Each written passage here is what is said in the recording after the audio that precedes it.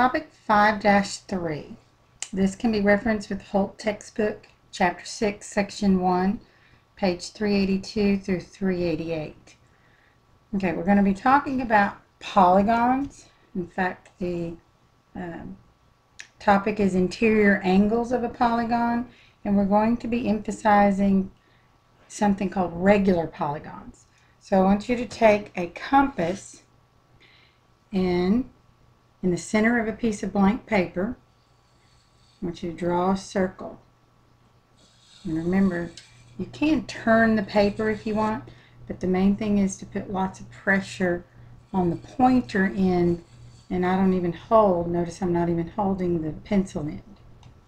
Without moving the distance from the pointer to the pencil, start with a mark point on your circle.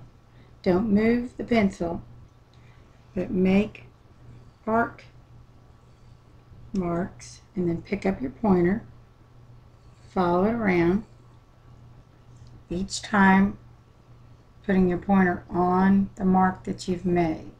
It's important to keep the pencil marking still so that you're creating equal amounts, equal distances from every arc measurement. So that the last one you should be going over the point, mine's pretty close, going over the point that you just did. If you connect each of these from here to this point, this to this point, I've already done it, you're going to actually see a regular polygon. We're going to try to emphasize what a regular polygon is. Regular polygon mainly states that you have equilateral. You can also mark those with tick marks. And also equal angular. Remember, angles, when we want to show congruency, we use curved lines on the vertex point. Lots of vocab here. Points on a polygon are called vertices. So this is a vertex point. So this is important. We're going to get into a little bit more about these, describing diagonals and things like that in just a minute. But notice how any polygon can be inscribed, any regular polygon can be inscribed inside of a circle. And we'll get to that concept in later units. Okay, so let's go on to first writing our definition. A polygon is a closed plane figure formed by 3 or more segments such that each segment intersects exactly 2 other segments only at their endpoints, and no 2 segments with a common endpoint are collinear. Okay, that's a lot of different words and things, but we did remember segments. Segments include 2 points, 2 vertices on any given line. So a segment would have to be denoted by a straight line. Oops, hand that back out. Sorry, not looking up. Okay, so take a minute. If you want to pause this, you can write the definition.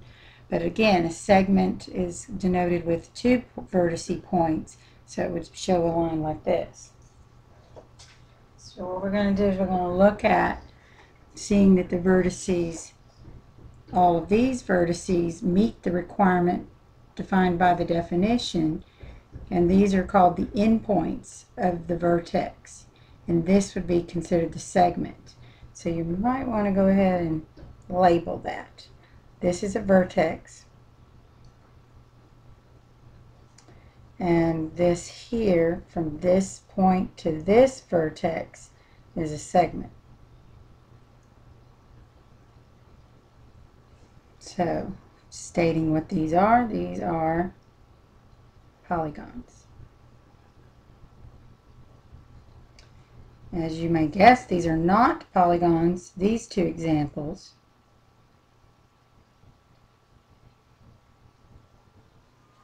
For one, because this is not a segment. A curved line is not a segment. write that.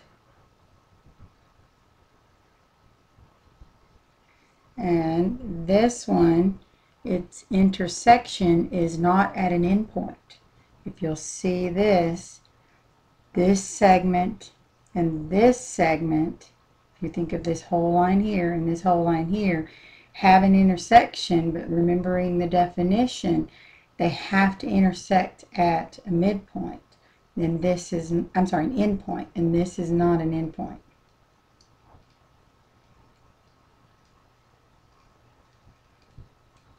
A few more examples of this I decided to pull from the textbook would be, let's see if I can pan this a little bigger, in showing all the different kinds of polygons. Looking at the ones in this box, notice all of the segments take the definition of a polygon and connect, where these have endpoints that actually from endpoint to endpoint have an intersection in the middle, just like the example we just did. So it's not a polygon. This one has a curved edge, so it's not. Each segment intersects two other segments. Look at this one. And exactly two other segments at endpoints and cannot be collinear. Well, here's a segment and here's a segment that actually are collinear. So that would not be a polygon. And then this one's not a closed figure. It has to have a closed plane. And then this is not a polygon because that's a prism. Try to remember polygons are two-dimensional, 2D, two-dimensional figures. Triangles are polygons with 3 sides, quadrilaterals 4 sides. We'll get into the different types of polygons a little bit later units also. Alright, the next thing we're talking about is convex and concave. So we're to decide whether it's going to be a convex or a concave. Pan that back out. And so I wanted to use this example for that. Oops. In showing that a polygon is concave if any part of a diagonal, so make note that it's the diagonal, contains the point in the exterior of the polygon. So look at an endpoint to an endpoint. If you want to show that it's shown by a dotted line, I'm going to highlight it. If those endpoints connect on the exterior of this figure, it's on the outside, exterior being the outside of the polygon, then it's concave. If no diagonals contain points in the exterior or outside, then the polygon is convex. And then you know this, a regular polygon is always convex. So again, the diagonals, diagonal going from a vertice to an opposite vertice. And we'll go over diagonals a little bit further too. So these would be convex and this would be concave. So look at your examples. Let's decide which ones would be convex and which ones would be concave. Okay, so if you were to take your pen and be able to draw any of the diagonals, let's just pick a point. There's a diagonal. From this point, there's a diagonal. So every one of my diagonals is on the inside. So this is a convex. And this one also, the diagonals stay on the interior. So this one's convex. This, however, extends to, oh, I'm sorry, this was supposed to just say the word. That one is convex. Just like up here, the boxes are supposed to be what we put the words in. So these are the two you're looking at. This diagonal, I'll even draw it with a dotted line. The diagonal extends on the exterior, so that's concave. I do have a few examples.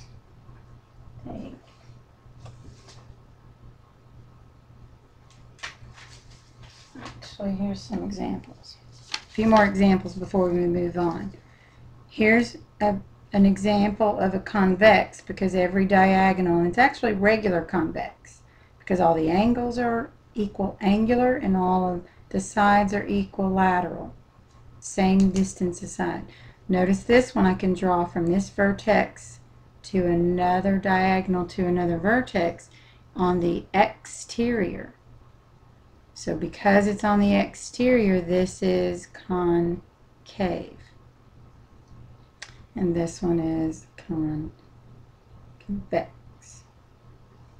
So make sure you understand that. Irregular because the sides are different. Concave because I could draw a dotted line that would be on the exterior of this polygon. Regular, equiangular, and equilateral. Irregular again because this side's the same as that one, but not these two. It's convex because any diagonal can be drawn and staying in the interior. So anyway, keep this notes in mind. All right, another thing we're going to look at is naming polygons. So I've gone ahead and filled these in. There's several that we just need to know. Memorize the names. Definitely a 6-sided polygon is a hexagon. An 8-sided polygon is an octagon. Pentagon's 5-sided. 3 triangle. 4-sided polygon is a quadrilateral. These are all 2-dimensional. So take a minute and fill in nonagon for 9, 10, decagon, undecagon, dodecagon for 12, and then to the nth side we would call it a nonagon, endagon, with either one. Okay, let's go on to our theorem. The sum of the measures of interior angles of a convex polygons with insides is. All right, so you got to make sure you remember that this is the total, the sum. The sum of the interior angles is equal to 180 degrees times the number of sides minus 2. For this exercise in this unit, you'll want to memorize this formula, but after doing several examples, I think you'll be able to do that. So the interior, the sum of interior angles. Find the sum of an interior angles of a decagon.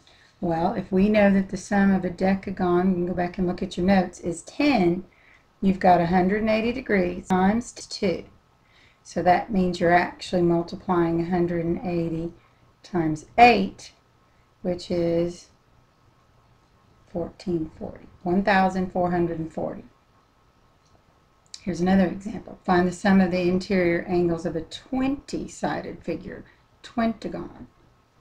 So you're going to take 180, using the formula again, 20 minus the 2, so that's 180 times 18, which is 3,240. And again, remembering that these are sums, not a measure of one side. We'll get to that in the next corollary. So a regular polygon, another definition, is a polygon that is both equilateral and equiangular, like the construction we did earlier in describing inside of a circle. So there is a way to get measures of interior angles of regular polygons with its sides. This is another formula, but this is the one that, different from the previous, is that it's each interior.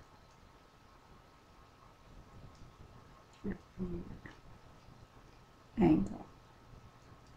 And that is taking your formula from before, the 100 times the number of sides minus 2, all divided by the number of sides. So we're using n as the number of sides. If you want to make sure you put that, we can put it back up here. N is equal to the number of sides of the polygon. And notice how they're using, in this one, it has to be regular.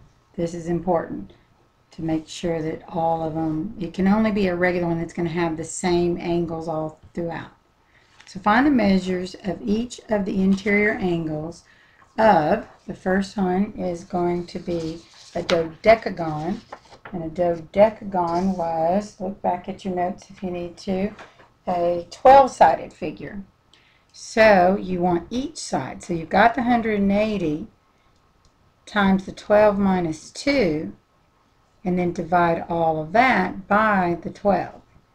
So doing this in stages, you've got the 180 times 10, and divide all of that by 12, and you'll end up with 150. So each angle in the dodecagon would be a measure of 150 using that formula. So there's lots of examples. We've got, we're going to have 8 more examples, but be careful because we're going to get into ones that actually give you the interior. We'll do one more that's going to be using the same formula as this. 180, let's skip the step of the n minus 2, 20, so that's going to be 18. But when you divide it, you're not dividing by 18, you divide it by the whole number of sides. All I did was skip writing this one, this step, due to our time, trying to make this a little bit shorter. Do the operation of that, and you're going to get 162 degrees. Try to make sure you put your degree symbols. Okay, example 5. This one's a little different. I'm going to put a little star by it. And it's italicized and also bold. If you already have the measure of interior angles, then that's the equal. It's already equal to 108. Plug in the formula that you know, being 180 times the number of sides minus 2, all divided by the number of sides. So this is your algebra equation, and in an algebra equation with a denominator, we want to get rid of this denominator. How do we do that? Show this with a different, my red pen, a different color. Then you multiply by n on both sides. If I multiply by an n on this side of an equation and an n on this side of an equation, guess what happens? That goes away. I got rid of my fraction, and now I'm going to have, always put your number in front of a variable. 108n is now equal to 108, do the distribution. This times this would be 108n. 108n times a negative 2 is minus 360. But notice how we've already gotten rid of the denominator, so now you're looking at an algebra problem like this. If you subtract 360 from this side, you're going to end up with, I'm kind of running out of room, let me come over here. You're going to end up with negative 72n, and that's, oh, I'm sorry, you're subtracting the negative, a negative, I should write it, a negative 180n, not the 360. Subtract the negative 180n. It's this that goes away, so this will be equal to, make sure you take that minus sign with it, a negative 360. It's a little hard to see. And then divide by a negative 72 on both sides. 2 negatives make a positive, and of course a measurement's going to have to be positive. And this actually is giving us the number of sides of this polygon. And again, it's a regular polygon, so now we know that the number of sides, if it's a regular 5-sided figure, they would each measure 180 degrees. So 5 is your answer, number of sides. Alright, let's look at number 6. It would be helpful if I pan that in. Maybe that's a little bit easier to see. Let's do this one. Again, this is the one that's already given you the angle measurement as 150. Find the number of sides that this polygon has. So we're doing exactly like example 5, in that you already have the 150. It's equal to the 180 times n minus 2, all divided by n. Again, I'm going to show in a different color. To get rid of this n, you multiply by n on both sides. These n's go away, so that you're going to be left with 150n would be equal to, do the distribution, 180n minus 360 again. Subtracting the 180 from that, notice how you get negatives each time, will give you a negative 30n, but that's equal to a negative 360. So if it's equal to a negative 360 and we divide by negative 30, you're left with a positive 12. So a 12-sided figure is going to have 150 degree each angle measurement. And notice they're all exactly the same because it's regular. Same, equal angular, equal lateral in regular polygons. Okay, this example 7 is find the missing angle. Well, these are important and often tested. You have to understand the formula for how many sides. This figure is 1, 2, 3, 4, 5, 6. So first we're going to find the sum of the interior angles, and the sum is the 180 times n minus 2. So we know the number of sides was 6, so let's fill that in. 6 minus 2, so 180 times 6 minus 2 is 4. Your total number of sides is 720 when you multiply that. So this is the sum. If you need to make sure you remember that, this is the sum. We just use that sum formula of the interior angles. Well, we don't know the sum of all of these because of the unknown, but we can add up 120, 130, 90, 130, 130. So if you add all of that, all of the ones we do know, that's going to be the 600. So we've got 600 plus the one we don't know for the total number of angles. All of that we now know has to equal 720. So 600 plus the x is equal to 720. Subtract 600 from 720 on both sides, and you get that to go away, so x is equal to 120. So now we know that this angle measurement right here is 120 degrees. Again, remember where I got the 600. I added up what we already know. Alright, finding the measure of each of these angles. Again, the first thing you want to do is first find the sum. So first of all, you got to find the sum. So again, the sum of what figure is this? It's an octagon. So you're going to take the 180 times 8 minus 2. I'll go ahead and write the formula again. N minus 2. Again, this formula needs to be memorized. Make sure you know that formula. So 180 times 6 is going to give you 1080. So all of that's equal to the sum. We've got the sum already, so now we got to add up all of these. Well, how many x's do I have? 1, that's that one. 2, 3, 4, 5, 6, 7, 8. We have 8 x values. You want to write that over here, put 8x. And then you have 20 and 20, so that's plus 40. That's what we already know, is that we have 8x plus 40 represented in our octagon. Solving for it now that we know that the sum of it needs to add up to this many degrees, subtract 40 from both sides. That goes away.